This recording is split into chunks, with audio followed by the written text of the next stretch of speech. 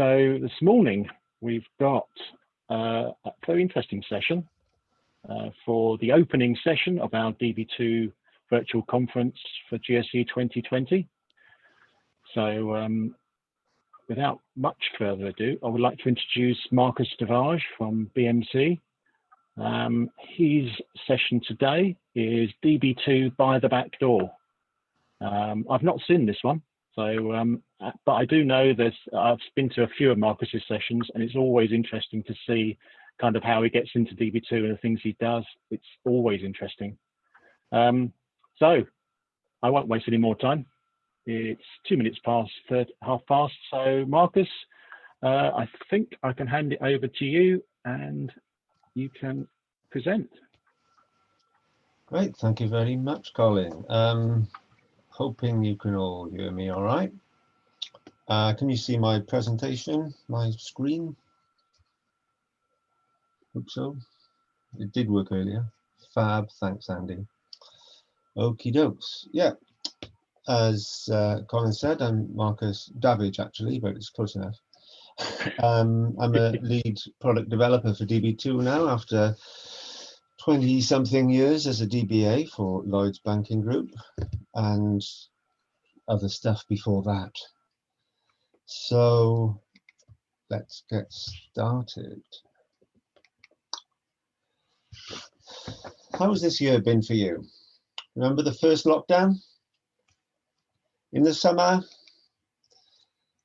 Working from home, conference calls in the garden. Well, it was during this time that I had a tricky application data sharing issue to overcome. So I started to investigate different ways to approach it. And it's what I discovered on the way that I would like to share with you today. But first of all, we have to go back 100 million years to the time of the first COBOL programmers.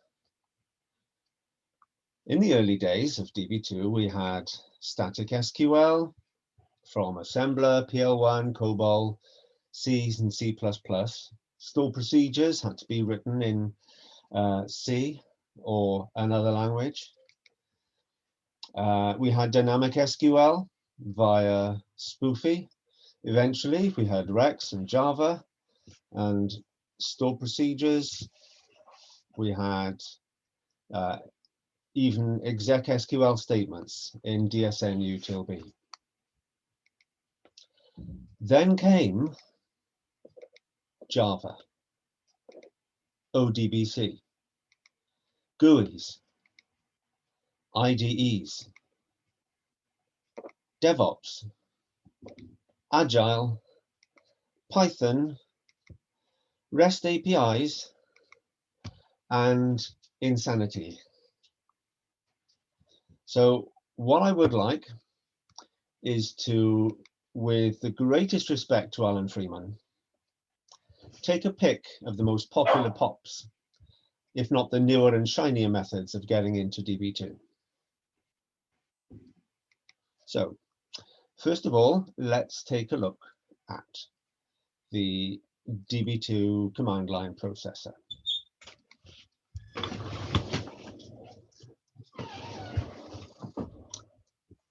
This is a Java program running under USS. It requires Java 1.4.2 at least, or 1.5 if you use decimal float. It's a data server, IBM data server driver for JDBC and SQLJ. It requires Db2 metadata store procedures, which can be installed using the install jobs dsn-tij-rt and dsn-tij-rv. Does anybody else call them dsn-tij, or do they just call them dsn-tij? Answers on a postcard, please. It can be run in batch or online, and I will hopefully try and demonstrate both. In your USS environment, you need to have a .profile, and you need to have a few variables defined in your .profile. And as you can see right at the bottom, there's a very helpful alias you can have. Otherwise, you'd be having to type java.com.ibm.db2.clp.db2 every time you want to run something. So I recommend that. You also need a CLP properties file. Here's a typical but not defaulted clp.properties file. At the bottom, please make note, these are your subsystems that you'll be going to connect into. So it takes the form of subsystem name or any label that you want. It just makes sense to call it the subsystem name. Equals whatever your MVS LPAR host name is, or it can be an IP address. The port number for your Db2 dist address space, slash the location name in your Db2 dist in the BSDS, and a user ID and password that you normally log on to TSO with. So I tried this with a small region size. Don't learn the hard way like I did. It took me ages to work out what I was doing wrong, and then finally my humility took over rather than my pride, and I asked the sysprogs to help out, and they stepped up and sorted things out for me and allocated a bigger region size for TSO. So make sure you have enough TSO region before you attempt this in TSO MVS. SSH, however, worked immediately with no problems. And there you go. Hitting a question mark once you get there gives you a list of all available commands. And of course, SQL is available too. All of your DDL, DML, and DCL commands. So, interactive. This is how it should look. First of all, you issue the connect to subsystem. Now remember, this is the label in your clp.properties file, and it must be the same case. I tripped over that and wondered why it wasn't working. Also, if in your CLP file, CLP properties file, you have termination character equals on, you must have a semicolon at the end of each command. So once you hit enter, you should get a nice connection. And then you can type away. Select count asterisk as count from DSN statement cache table, and Bob's your uncle. Don't forget the semicolon after each and every statement. Here I've got a batch file. So it's just a file called test.db2, and it's got all the commands that I want to throw at db2. So first of all, I'm connecting to my subsystem. Then I want to call admin info syspalm to display my zpalms. Then I issue a Db2 CLP command called list tables. So I want to list tables for my schema. I also want to describe the table department. Then I want to select asterisk from department. And I'll try a few non-explainable SQL statements, sort of non-preparable SQL statements. So first of all, I'm doing a select count asterisk from my DSN statement cache table. Then I'm truncating it, empty it out. Then I'm filling it back up again by externalizing the dynamic statement cache. And then I'm doing the select again just to show me what it's done. Then I'm terminating it. And then I'll invoke Db2 CLP. So -f means the input is from a file. +O means I don't want the output to go to the screen. And -z means I want it to go to a test file, test.out.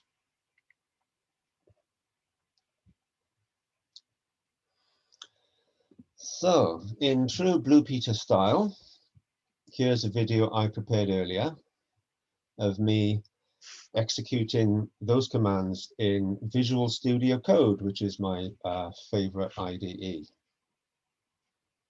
I've SSH'd into my USS environment and I'm typing the command.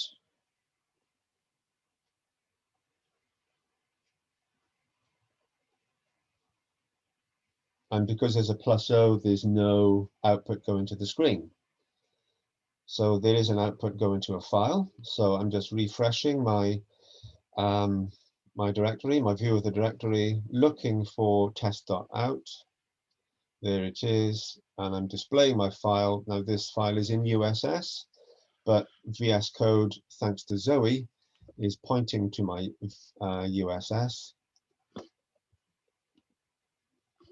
And there is the output of the call to info syspalms. There's the describe. Sorry, there's the list tables for my schema. There's the describe for department. There's the select asterisk from department.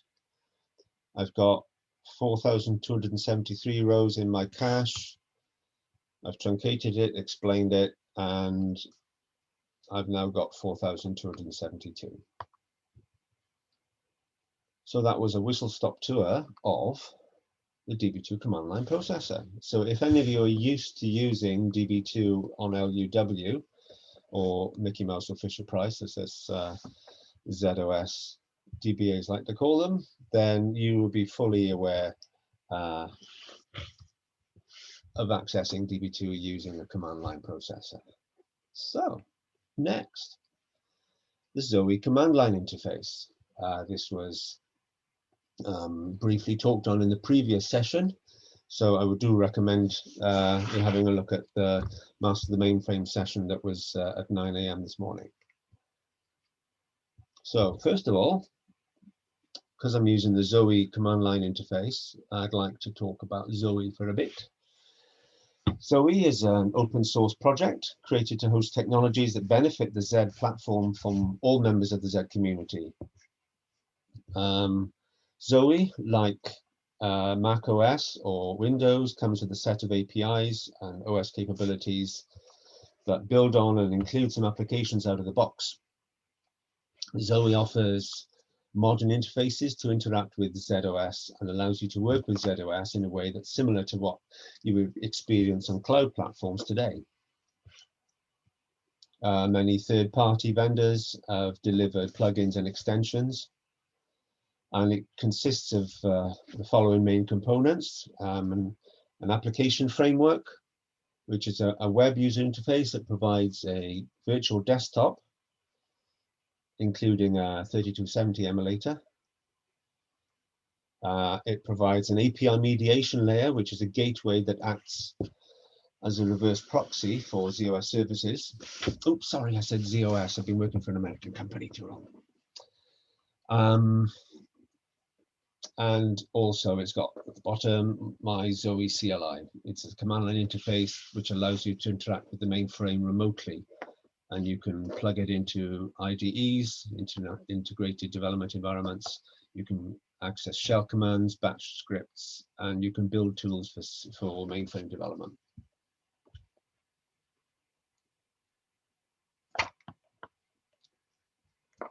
So in order to install Zoe CLI, you have to first install Node.js.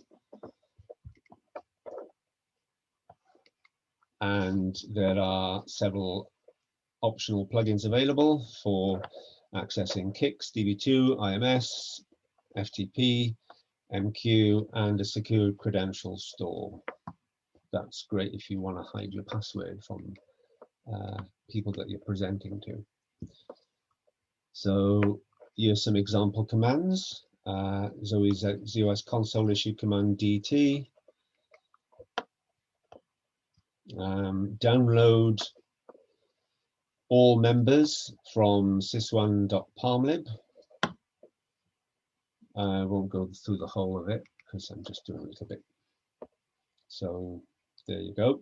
That downloads it into an expanded PDS member. So your PDS would be mvs .marcus.jcl, and the member would be test.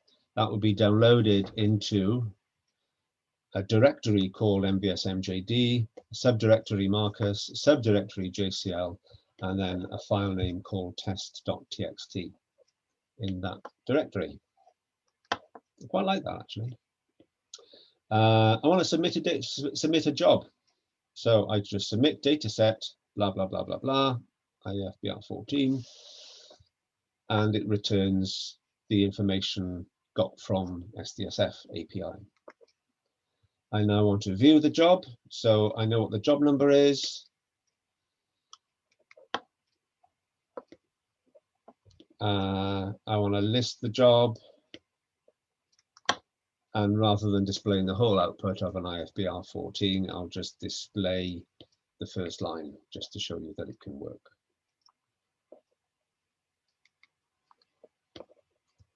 There are several Db2 plug options available if you want to use the Db2 plugin, which is what I'll be going into now. So you can call a store procedure, you can execute an SQL query, or you can export a table. First of all, before you do that, you need to define a profile. So Zoe profiles list Db2. That's my subsystem, Db2B, I want to connect to. It's on this node with that port number and with that user ID and password and with that location name. So for example, I want to issue a query. So Zoe Db2 execute SQL -q, and then that's my query in brackets. Say I wanted to issue that in batch. I'll just put that command, select that query, select current date from sysibm.sysdummy into a file called current_date.sql. So I'm just displaying that. And if I want to execute a query via Zoe from a file in batch, that's how it looks. So Zoe Db2 execute SQL -f from a file rather than -q from a query in quotes.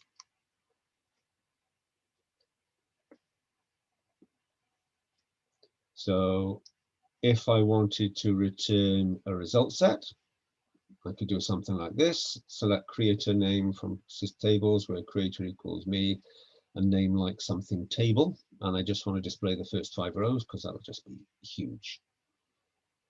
That's what the output would look like. If for whatever reason I wanted to create the output in a native JSON format, if, for example, I wanted to process the data using Python more later, then I would just add a -r response format JSON, and exactly the same output would appear, but in a JSON format. If I wanted to call a store procedure, I would do it like this.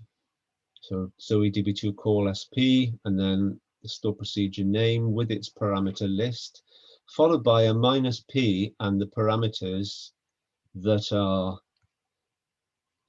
substituted by parameter substitutions, which is little question marks. So as you can see, don't know whether you see my mouse, I've got null, question mark, and these question marks are substituted by 0, 0.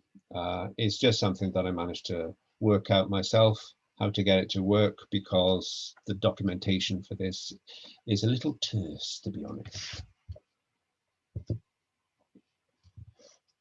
Once again, if you issue the -response JSON, you can get this in a JSON format. So that was a whistle-stop tour of the Zoe command line interface. Let's now have a look at the extensions that are available for Visual Studio Code. Visual Studio Code, for those of you who are still in the 20th century, is a free source code editor made by Microsoft for Windows, Linux, macOS, and now Raspberry Pi. Its features include support for debugging, syntax highlighting, intelligent code completion, which has really helped me in expanding C++ classes and methods. It includes code snippets, code refactoring, and embedded Git processing. It's totally customizable, supports almost every programming language. It has a whole host of contributed extensions, including support for Zoe and Db2. The IBM Z Open Editor is an extension for VS Code. It provides language support for Enterprise COBOL, PL1, high-level assembler, and JCL. And here's a little GIF of expanding some JCL. So here's my mainframe data sets. Here's my jobs on SDSF.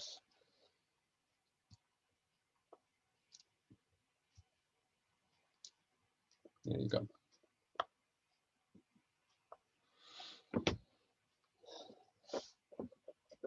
The IBM Db2 developer extension is something that's reasonably new.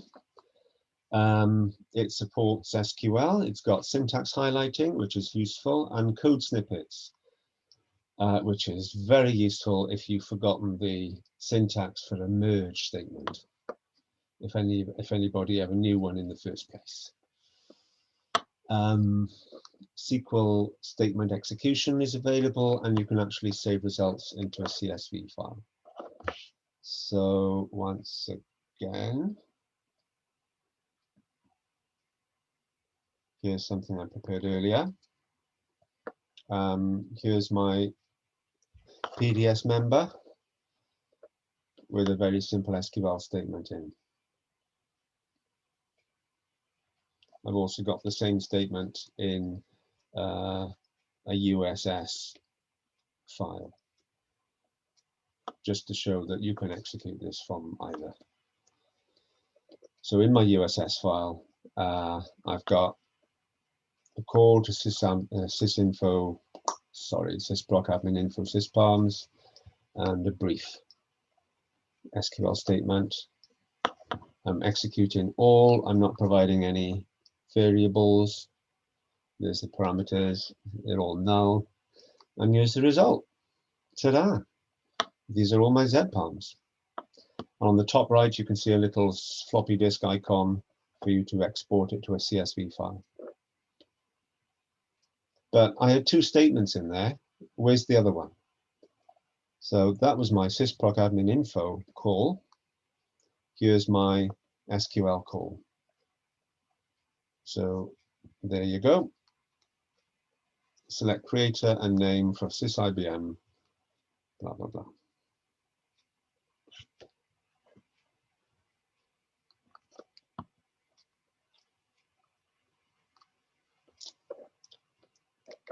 There you go.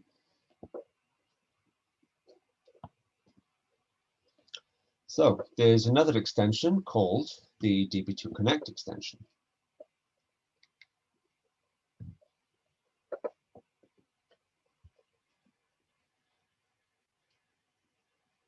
Once you've installed it, you just hit F1 and type Db2. You have to build connection profiles first, just like you did with Zoe command line and your Db2 profile. So you hit F1, you want to execute a query.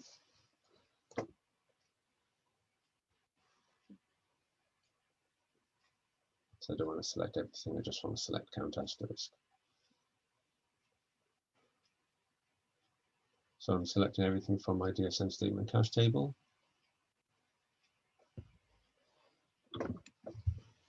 And here's the result.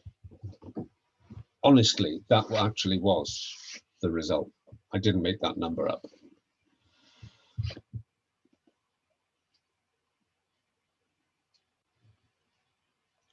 Let's truncate it. While we're waiting for me to type,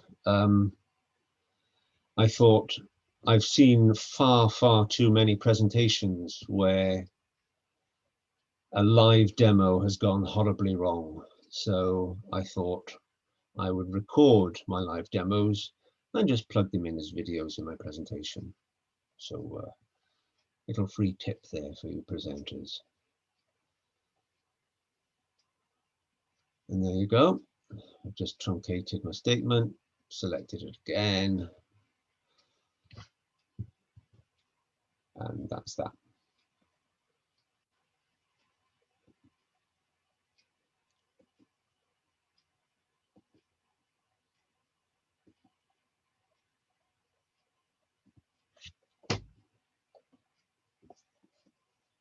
Okay, so what are the issues? All of these extensions are still being developed, so they can be a little ropey. The GitHub issue tracking, though, is really good. People, the authors and experts generally respond, if not within hours, certainly within a day. Another problem I had was the license file.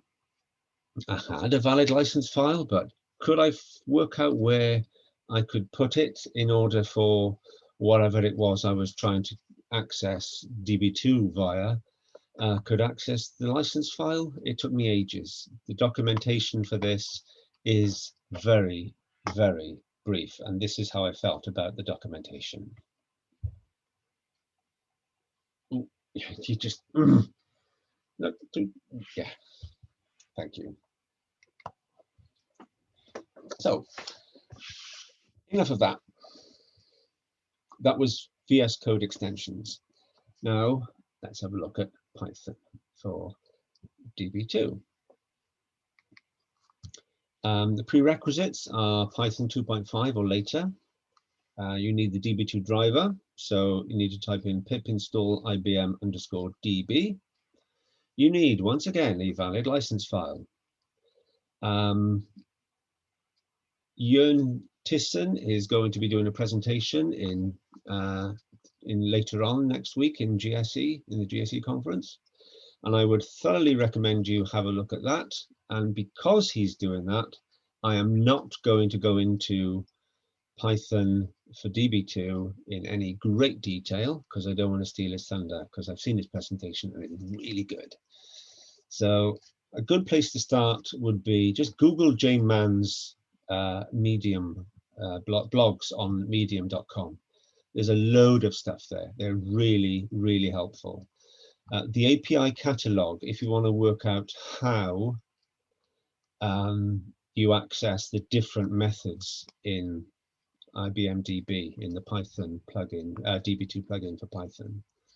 There are plenty of examples also on GitHub in IBM Db2 samples.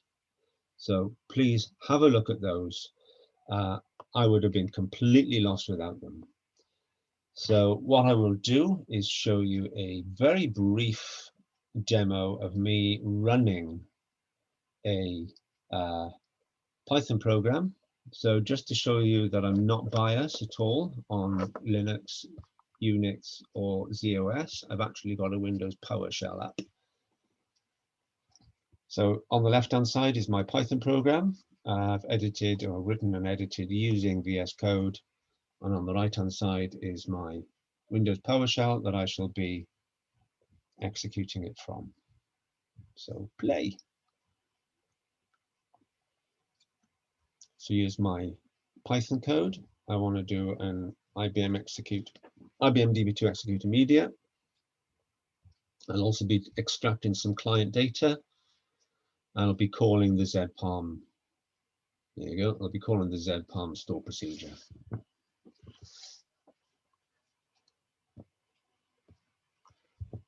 So all I do is type in Python db2.py.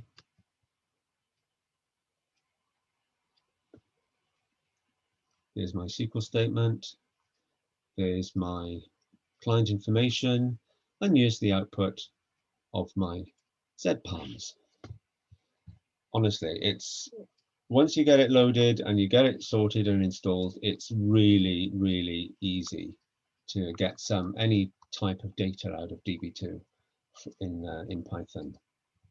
Python now runs on USS, even though I'm running this on Windows. So if you wanted to run Python within the mainframe, it will probably be a little faster too.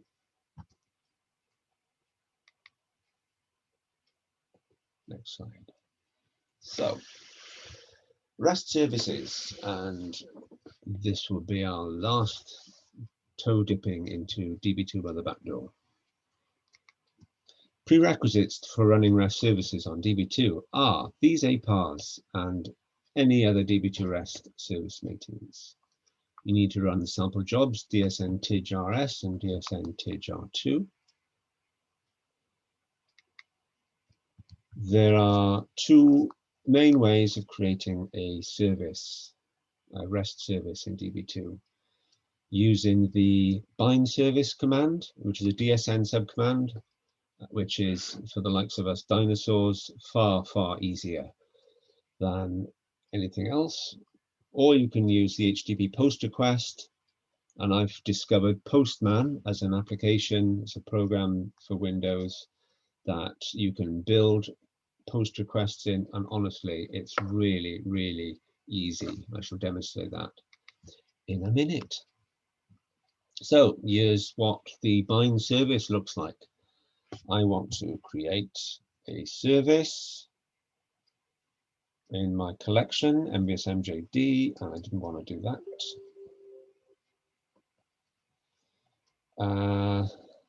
I'm calling the service getEmpList.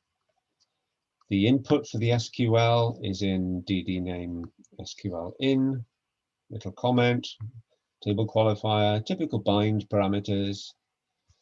Next page, MySQL is selects first name. I've done that again, I shouldn't click. That's my SQL. Don't forget to do a grant afterwards. And now I can go to the next one. This is what Postman looks like. I shall give you the demo, a little 2-minute video of how to get it working. So first of all, I'm creating an creating the service. It needs 2 headers, and the body, the request type is, this is all JSON format. So the request type is create service, the SQL statement is that, and the other parameters which are supplied in the bind command are also supplied there. Hit send, and there you go, it's created. These are the bind parameters. Don't forget at the top, you need to put in your subsystem LPAR port number /services. This is me now running my my service getEmpList. There's nothing in the body because I'm just displaying everything in the table. Same headers that are required to tell HTTP that everything's in JSON. Hit send, and Bob's your uncle. This is the output from my query. Lovely jubbly.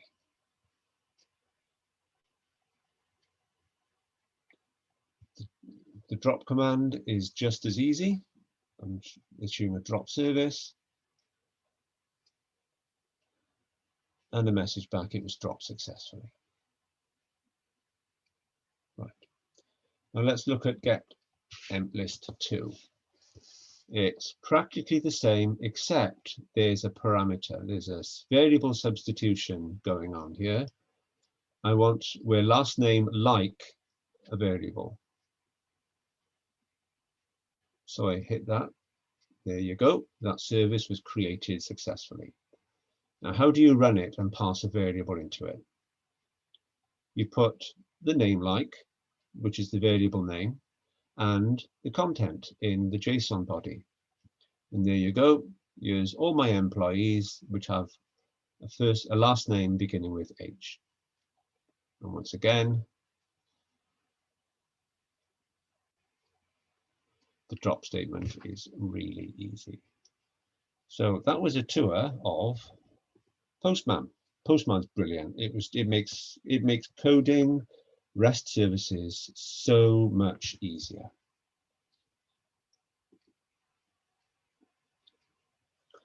So here's another little demo of me actually running a REST service in Python on me.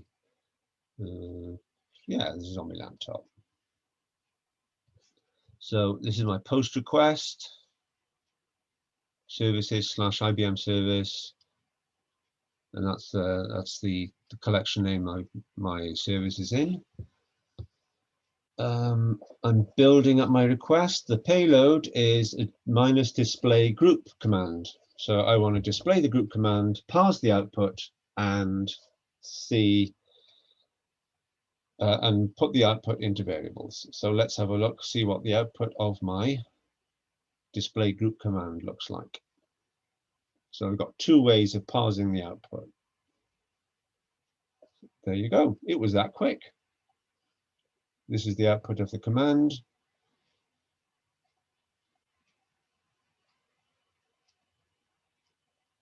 And at the bottom, you can see DLK1 is in data sharing group DLK, or another way of parsing it, and I've got the same result. And this is a nice little table of all the members of my data sharing group, what LPARS they sit on, and their status. All done within Python. Results all come from DB2's RESTful services. That, ladies and gentlemen, was DB2 by the back door. We've seen the command line processor, we've seen Zoe command line interface, we've seen VS Code extensions, we've touched briefly on Python IBM DB class or library, and we've had a look at REST services. Thus endeth the first lesson. If you'd like more information about the various nefarious ways to get at your DB2 data, please listen into the other presentations in the DB2 stream of the conference. And for more information about how important the mainframe is to modern business, please take a look at the BMC mainframe survey results, which is freely downloadable. Do we have any questions? So, Colin. Hello. I'll give you a few minutes for questions. Do you have any questions posted from our eager listeners? Oh, there's one question coming in from the chat, which is, can the presentation be downloaded from the GSE site? Yes, it will be downloadable, and a recording will be, hopefully this is recorded, will be made available to subscribers or to delegates a little while after the conference ends. Got some good comments coming back, feedback, Marcus. They like your comedy moments. The audio, I think we've got a good audience in today, Marcus. Yeah, they're all positive. They're saying it's a good presentation, very interesting. So yeah, have we got any questions out there though?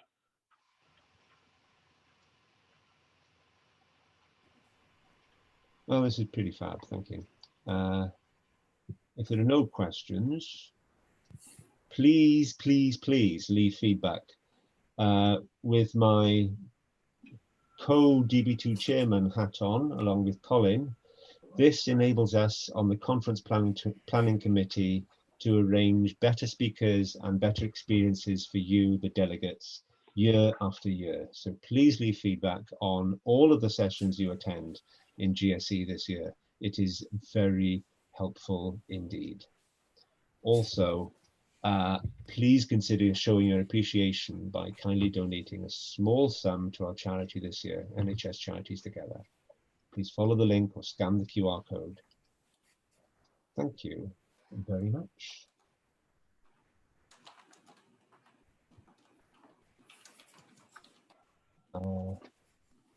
Now I've stopped sharing my screen, I can actually see the comments. So fab. That's very there's a couple of questions coming there, Marcus. I think just as you were presenting the final screen, a couple of questions. Yeah. Do you see the one about Zoe license? Yeah, from I Thompson. Yes, a license file is needed for everything you need to access ZOS on the main DB2 on ZOS. So whether you're using IMDb, the Python plugin, not REST services, obviously the CLP, but definitely any of the VS Code plugins, Zoe, you need a license. The license file generally goes in the extensions folder of the plugin that you're using in VS Code. Also, it goes in the extensions folder of the Zoe CLI.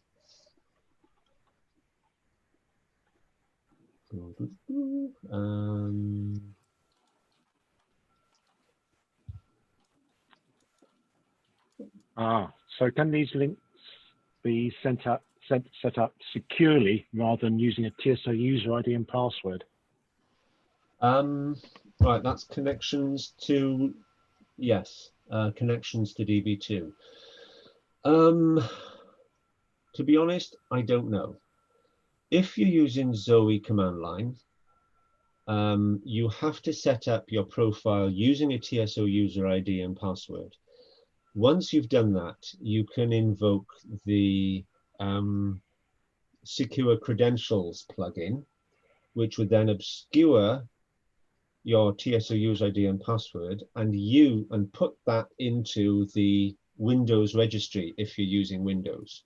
So that then uses the Windows registry, which is then obscured and can't be accessed. Whether you can use RACF pass tickets, which I think would be a really good idea, I don't know yet. But you can certainly raise that question in the GitHub authors column pages on GitHub, or raise an issue on GitHub and ask that question. They're really good at responding, but that's a very good question. Thank you very much for all of your comments. It's really nice. Chuck. And yeah, it's Tidge all the way. Sorry. Is it? Is it really? Oh gosh. Right. Well, you certainly had up to just under 50 people watching and listening today, Marcus, and that did stay all the way through. So very few people left. I can only assume those people that left just had a phone call they had to go away to, which is urgent. Yeah, I don't know how many people actually fell asleep because nobody was sharing their screens, but never mind. I think it's a great taster of each of those products, but is there sort of a favourite you have amongst the sort of ways of accessing DB2 that you use? Is there one that you think, oh, that's the one I go to of choice, sort of thing? Well, apart from spoofing. Apart from, yeah, I mean, I don't think we're going to get away from using spoofing from time to time, but I think we've all got our favourites, I guess. What's yours? Yeah. Paul has raised a good question. You can see lots of concerns for auditors. Yes, so this is where pass tickets come in, and well, we're actually going into DB2, admittedly from the back door, but which is what I call it. We're not using traditional methods of accessing DB2. So it's still accessing DB2. So all of the normal security rules apply. So you can't generally do anything once you're in DB2 that you're not allowed to do in the first place. So I would, if you've got concerns, I would consider using trusted context, RACF pass tickets, and as if these backdoors are going to be made more and more popular, then I think the more people who raise issues on the GitHub pages, the IBM GitHub pages and the developers pages, the more people that raise issues and say, I want this, this is really good, I need this, have you thought about that, the better, in my opinion.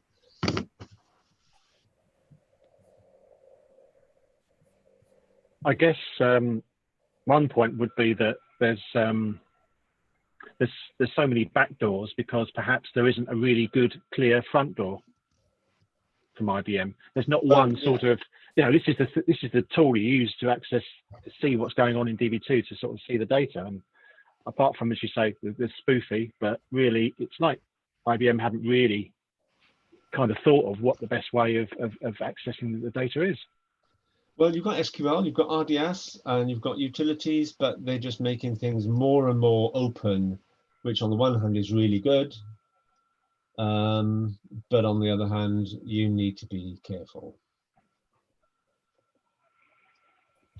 Yes, Karen, you've got lots of options, and it is down to individual tastes. Yeah, how's it going? Come on. Grant, don't mind the state of the place. I started doing my lectures.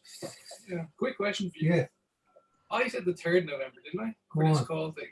It's fine. Don't tell me it was yesterday. No, it's tomorrow. It's fine. I got a confirmation, and it's the same time, 12:30, and it's with Liz. John, you're not on mute. If you want to double check? Yeah, I'll send an email. You can Anyway. set him up. But it's You're fine. Like, definitely it's not on mute, John. Everything's grand. Colin, Hang on. you can mute him. I just did. There you go. There we go. So yeah, we're overrunning. So if everybody's happy, I think that'll be it. So thanks very much, Marcus. That was really excellent. Well done. Very, very slick indeed. Very impressed. I don't think mine's going to be anything like that later in the week. So I've got something to live up to now. Thank you, Marcus. You might still be a dinosaur, but your horns are still sharp, mate. Oh, cheers, mate. Thanks, Paul. Okay. Thanks so much, guys. Toodaloo.